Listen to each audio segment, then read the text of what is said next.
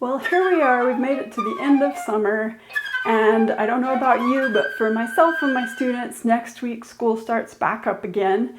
And so I was trying to think, what could we do with this last summer episode of Flute Tube that would be fun, but also get everyone all excited to go work hard for a fall semester. And I thought the best way that we could spend today would be with our best friend. And of course, you know who I'm talking about, right? Dr. Beat. Or if your best friend isn't quite as distinguished as Dr. Beat, that's fine. I used to have a best friend, Mandy the Metronome, until Dr. Beat did come into my life.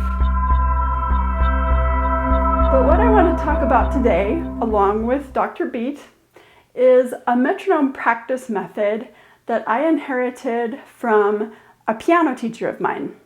His name is Doug Humpherys, and he was my teacher from the time I was 11 until I left for college when I was 17. So I studied with him for a long time. He was a great teacher, very organized and methodical. Now he is the chair of the piano department at Eastman. So you get the idea. He's a high-level professional player and teacher. And he gave me this method, and it took me a while to realize that most people don't grow up with something as disciplined and organized. And in fact, I wrote a Flute Talk article about this. It's in the November 2019 issue, if you decide that you want to look it up, if you like to read things. I got everything about this method from Doug Humpherys. The only thing I can take credit for is that as far as I knew, he never named it anything, and so I named it something. And what I call it is Terraced metronome practice. So let me just explain to you how it works. I think we're all familiar with the idea that when you practice with the metronome, you want to start slowly enough to play something really perfectly, and then you very gradually speed it up to your full tempo. And that's a very good way to practice with metronome. And this is not going to take overdoing it that way, but it's a more organized way to do the same thing. So what you do is, first of all, you decide what your final tempo is for the piece that you're playing. So let's keep this really mathematically simple. Let's say that your final tempo is quarter note equals 120. So you make your goal tempo 120. But then with this Terraced metronome practice method, the reason I call it that is that it steps up by tempos. So the first tempo that you want to aim for is half tempo. You want to just get everything to quarter note equals 60.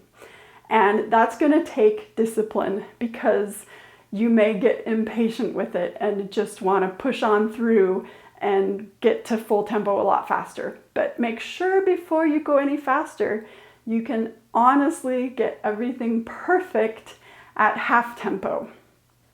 And then what you do with the Terraced metronome practice is that you set up 5 goal tempos. And your first tempo is that half tempo, your final tempo is 120, and then your 5 tempos are just those end tempos plus 3 in the middle. So if you're going 60 and your goal is ultimately 120, then your middle tempo goal will be 90, and your tempo between 60 and 90, you just divide by 2, so 75. Now, if you're like me, I like to use the numbers that are on the old metronome, even though, of course, Dr. Beat is sophisticated to do any tempo that we ask. But so I just kind of like to do 76 instead of 75, but that's purely my call. You can do whatever you want. And then same thing, when you're going up past 90, your next goal tempo is halfway between 90 and 120.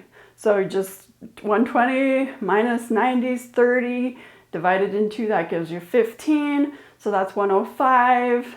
And then again, if you want to go with what's on the old metronome, you could adjust it to 104. But so the method is that first of all, you get to 60 perfectly, and then you slowly get it up to 75 or 76.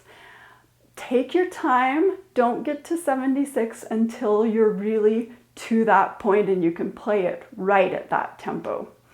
When you get it to 76, here's where the Terraced metronome method starts to really make a lot of sense, because instead of just saying the next day, well, how fast should I start? I did 60 yesterday, maybe today I can start like 70. You always start at 60.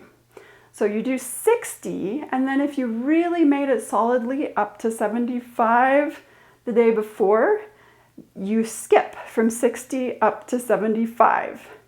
And then you work your way carefully, slowly up to 90. When you get there, then you start again at 60, you do 75, you do 90, and then you keep pushing it along to 104, 105, whatever that next goal is that you've set for yourself.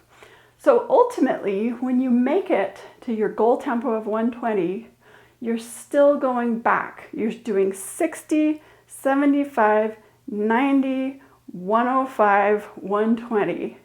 And this is a great way to keep starting slowly, to keep things really perfect, flawless as you speed up, because often when we speed up, we get a little bit sloppier and a little bit sloppier. This makes you stay just as clean, and you have this repertoire of 5 tempos that you can use that will always be there.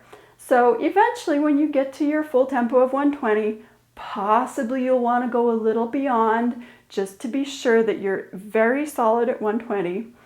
But then you always go back. You always check in with those 5 tempos, especially if you're getting up towards a jury or a recital or an audition. Now what I want to do with this is help you make it practical by showing you what happens in an actual piece of music, just so that you're ready to take this and apply it straight into whatever you're practicing right now. So for me, one piece that is the most critical, that every single time I come back to it, and I've come back to it many times, I always use this Terraced metronome practice method, is the Firebird suite by Stravinsky, our big moment in the sun, the variation that's the l'oiseau de feu, the Firebird. So for this variation, the tempo is dotted quarter note. That makes it tricky. Dotted quarter note equals 76. So that means that your half tempo is going to be dotted quarter note equals 38. Or I would definitely, at that slow of a tempo, do it in eighth notes. You can do both. I would probably start with eighth notes and then move it to dotted quarters when I feel very secure about the eighth note. And that would be eighth note equals 114. And then your middle tempo, I just like to find the middle tempo because it's halfway between the two, of course. So halfway between dotted quarter equals 38 and dotted quarter equals 76. Just have to do the math. It turns out to be 57. I'm not going to tinker around with these numbers to make them conform to an old metronome. You can still do that if you want. But again, 57, I would still probably do eighth notes at least some of the time. So the eighth note tempo would be 171. And then again, you just divide the difference between 38 and 57. That's kind of awkward. That's 19. So you could go with 48. Between 57 and 76, again, that's 19, so you could maybe call it 66. But so these days, because I've played this for so long, I would start at dotted quarter equals 38 or eighth note equals 114, and I'll be able to get that pretty quickly. I'll move it pretty quickly on up to 48, and probably within 20 minutes or so, I'll have it up to 57 or 66. But again, I'm taking all the time in the world that I need to be sure it's just flawlessly accurate at each of these tempos. And so it might take me an hour before I really decide to push it up to 76. I'm going to work my way there very slowly, even though I've played this for so many years of my life by now. So now I'm just going to let you witness me practicing this way a little bit, with the hope that it will encourage you to go do the same thing. Be very disciplined and diligent. I would normally be saying all of these things to my own students in their own lessons and like pounding it into them, but I can't be there in person yet with the strange world that we're living in right now. So take the initiative yourselves, Really go after it, work for a completely clean, accurate technique. Have the patience that it takes to get it so clean and accurate before you speed it up, because any problems that you leave in there and then speed it up, they will just end up compounding themselves.